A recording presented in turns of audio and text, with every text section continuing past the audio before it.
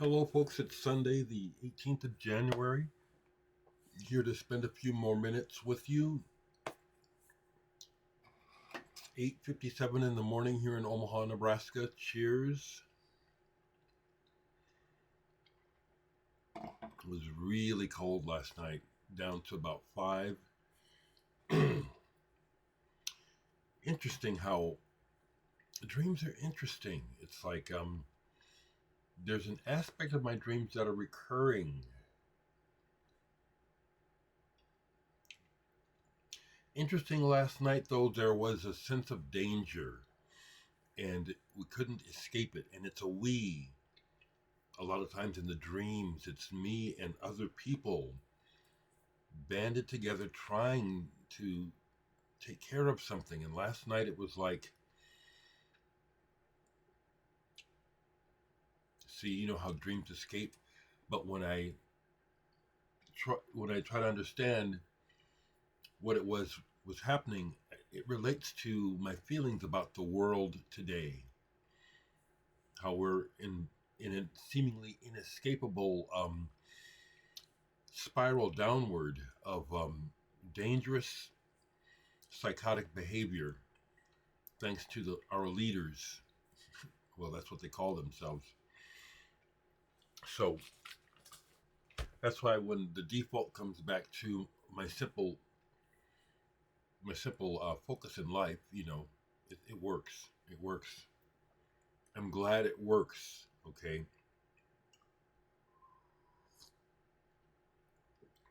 I've climbed mountains. I've done mountain climbing. I haven't scuba, but I've water skied. I've deep sea fished. I've traveled several places. Done some cool things. So I'm like I said, with the trajectory of the world the way it is, with people like Trump and Putin, with too much power, I'm thankful for these simple pleasures. Okay, I really am, and I'm glad you folks are with me, whoever you are, whether I know you or not. You come by and spend a few minutes with me. We're a real community. So, I'm trying to see if there is something besides these records to bring up. It'll come to me. If it does, nothing is right now except the bad news of the world. Oh, and my friend, Jake, they did their album release last night, so I haven't got it yet, but I saw the cover, and I'm gonna give them a hard time because this cover is so Midwestern, and I think it's a terrible cover. It obviously represents who they are. But when I get my copy, and I'll show it when I get it, I'm gonna ask them, I think this cover is terrible. Tell me tell me what I'm missing here, because that is the thank you, Mercury Rising, for passing on your information about Memphis Pressing. I did some more research myself, so I know how to master good enough for, seriously, my own music for vinyl. So I can master it myself. The artwork is I have collages I have not used yet. It could end up being that. I don't want to pay for artwork. You know what I'm saying? A lot of people pay a lot of money for artwork. I'm not going to do that. And if someone in the community here wants to submit your artwork for consideration for use for free, because I can't pay for it, I'll take a look. But if I don't like it, I'm not going to use it. Okay, and please understand, I have to like it. I'm speaking to you, Sean, in particular. You were saying you had some artwork. Let me see it. Anybody else? In the past, I've had people submit artwork, and none of it cut it. None of it. It was like all of it was, quite frankly, shit. It's like, this is terrible. Hell no, I ain't putting this on my record.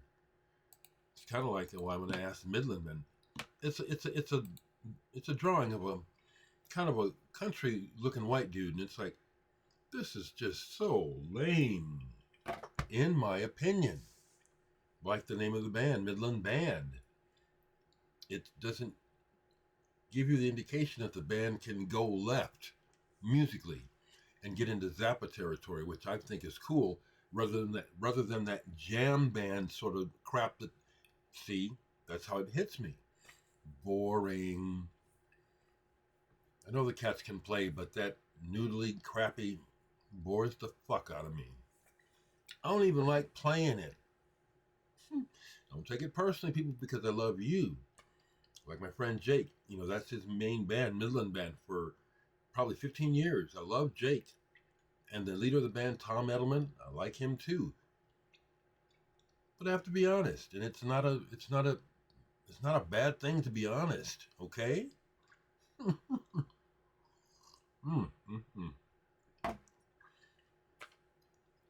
So,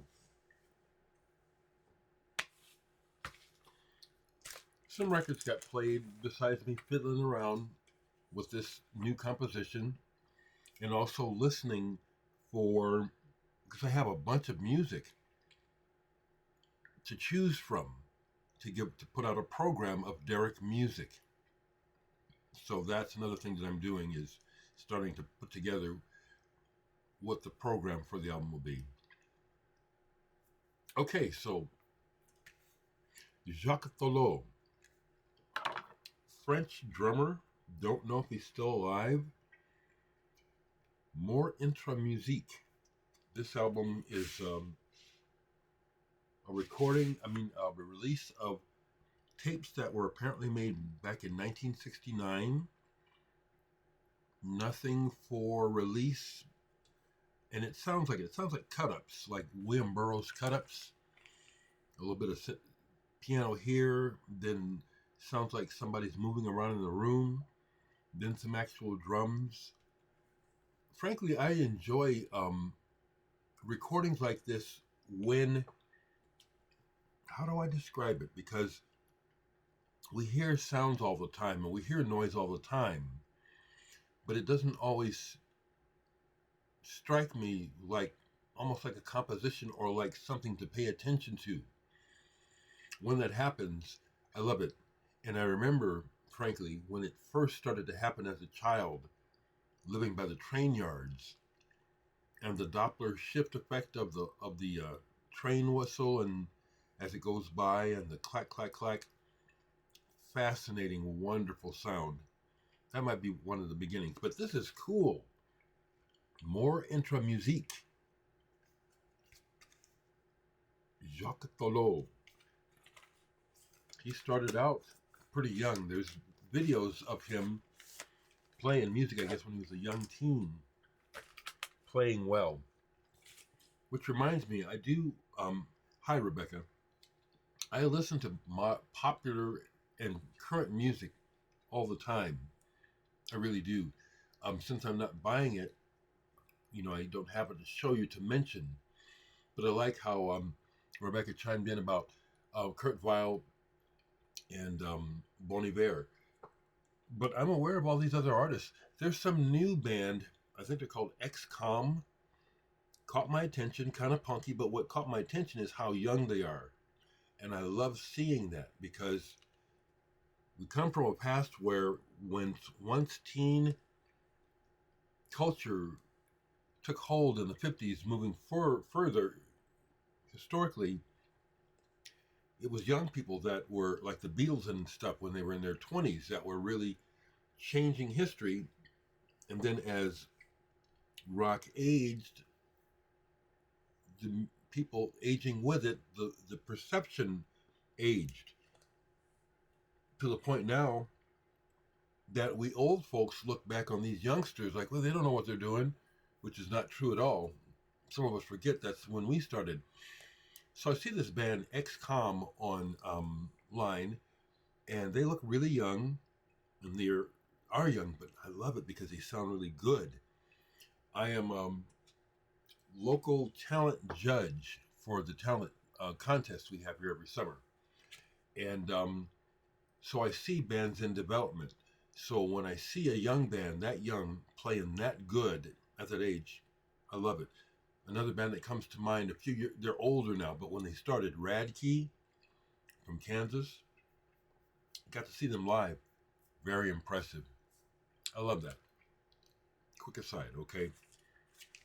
Something got me to pull this, and so I played Passport Handmade. I love this music. I have the albums. I have all their early albums, except for the Klaus Doldinger's Motherhood. I'd like to get a copy of that. Handmade.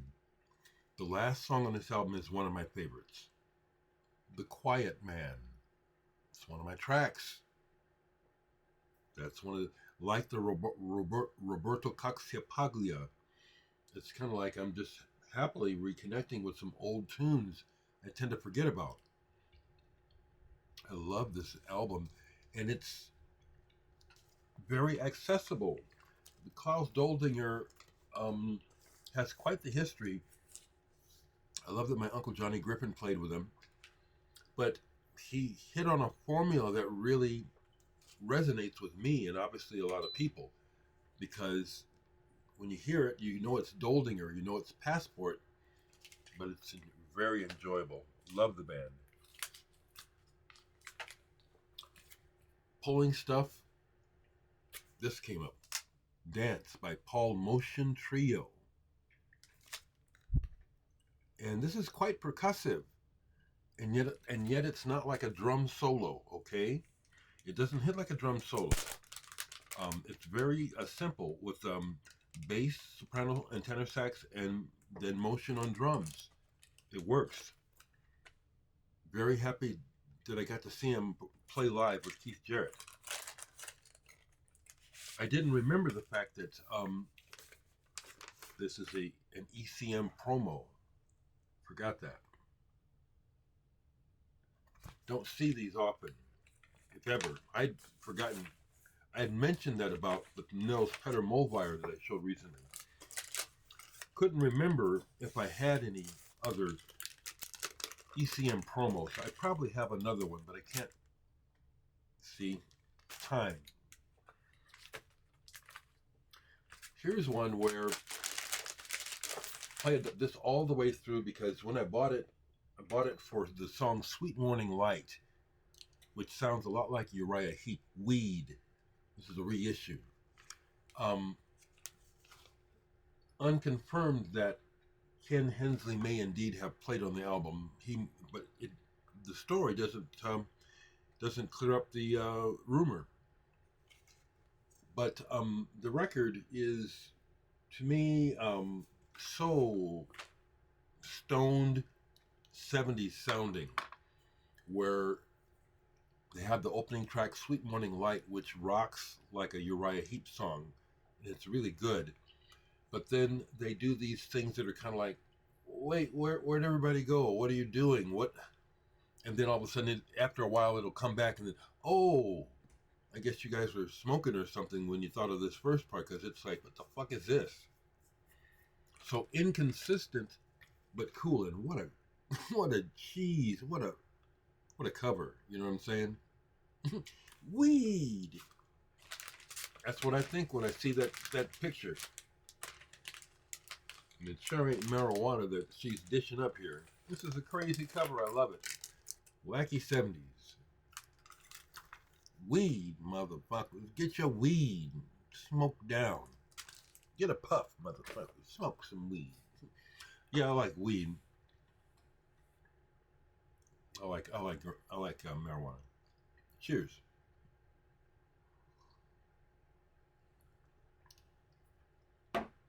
So I guess I was on a kind of in a psychedelic bag for a minute. It was unconscious. I was just listening to whatever and pulling whatever. So I love this album. 13th Floor Elevators. Easter Everywhere. Now I want to make a comparison to the Grateful Dead, because I think this is in the same similar wheelhouse as the Grateful Dead, but I like this so much better, and I think this is actually, frankly, I think this is much more imaginative. You know, it's just, I just like sharing my 2 cents. That's all. I'm not trying to start a discussion. You can share your opinion with me, but I'm just sharing what I think because it's not something I've ever heard anyone say. I think the 13th Floor Elevators are on the same kind of trip as the Grateful Dead, but I like them way better. This has a double album, mono, stereo. One album is mono, one is stereo mix. I listen to the stereo. Mono is cool. I like the stereo on this too. Got to see Rocky Erickson. First time I played South by Southwest in Austin. Because I was a performer, I had access, you know. I tried to get to meet him, but when he was done, there was a mob. He was mobbed. So I said, okay, fuck it. Let me just go hang out with some other folks. But I'm really glad I got to see him perform live. 13th Floor Elevators, if you don't know them, especially if you like psychedelic music, or like if you're a deadhead and you don't know 13th Floor Elevators, get busy. I say it with love, but seriously, you haven't heard 13th Floor Elevators? You're missing. They're one of the original psychedelic bands of America. Seriously, one of the first. Pull this. Sepulcros de Milla. Omar Rodriguez Lopez, best known from At the Drive-In at Mars Volta. He's pretty prolific, or was for a while. I don't know what he's doing now.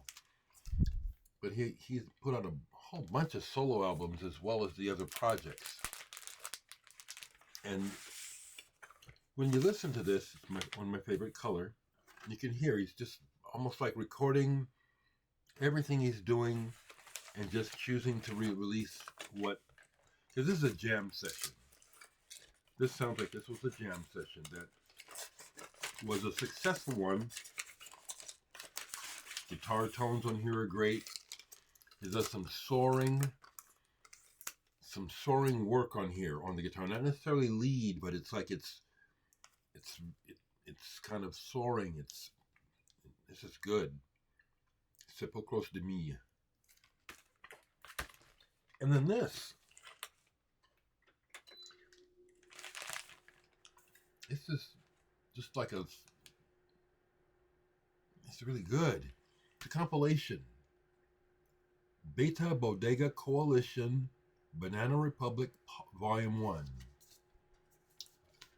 This is something I took a chance on in the used several years ago, because this came out 2000. Year 2000. I think what got me to go ahead and take a chance on it used was that I saw that Prefuse 73 has a track on here. The other artists, Safety Scissors, I've heard of them, and the other people I hadn't. This is really good glitch. It's like it's short compilation. This is really, really good. Glitch electronics is the way to describe it. This is really good. Second time I played it in recent weeks, where I just kind of pulled it and was, it was a potential thing of getting rid of, and it's like, oh no, this is really, really good. Glitch electronics, if that interests you, look this up. Beta Bodega Coalition. And then I don't know if you'll see this, Dave. It's been a while, but the Muffins came up somehow, and I pulled it. I hadn't played this all the way through in a long time. Mana Mirage 1978 by the American contingency of the Canterbury Sound. The Muffins. Glad to say that Dave Newhouse is a friend of mine. He's played on one of my records, and I've played on 2 of his records since the Muffins. I'm real proud of that. And this is the Canterbury thing done by Americans. Paul Sears, who has asked me about collaborating, it just hasn't felt right, but he gets the drums right on here, sounding a lot like Chris Cutler. See, this is Chris Cutler's style is just on the cutting edge of what I like, because he has a light, feathery sort of touch, but it's very exact and it has feeling. Paul is doing that on this album here, but I've heard other people do that style where it's like, no, you're not cutting it. It's too weak. I ain't gonna say no names. But this is a favorite of mine, and I'm glad I listened to it all the way because I forgot how good this is and how authentic it is and how good Dave Newhouse is on here on the horn. Hope you see this, Dave. And another band that seemingly has been, I don't know why I never hear about this band. I think they're as good as like Porcupine Tree, and they were on the same label for a while. K-Scope, North Atlantic Oscillation, the third day, modern prog rock with luscious vocal harmonies. I think maybe it's only 2 or 3 people making this music, and they're good. I don't know why they don't get talked about. This is really good. Brings to mind another band like this, Engineers. I don't have any of their records because I never see them. But the songs I've heard by them, it's like, this is really good. This is out because I was grabbing it. It's their other album that I have, Fog Electric. Again, if you haven't heard this band, I highly recommend this band. Highly. That's what I got, folks. It's a Sunday. I have typical house stuff to do, laundry and shit, which I want to do. No other plans. There is a new, the Phil Koran. It's one of those black music sought after pieces that is really costly, has been reissued, and they got a copy in down at Homer's. I didn't ask him to hold it, so it might not be there, but that would be the reason I would go to the record store today to see if that's there. I'm still kind of like, just saying to myself, just relax, Dereck. It's a compulsion. You people know what I'm talking about. We like to buy records. We like to go and look for records, but we don't have to. I got plenty right here.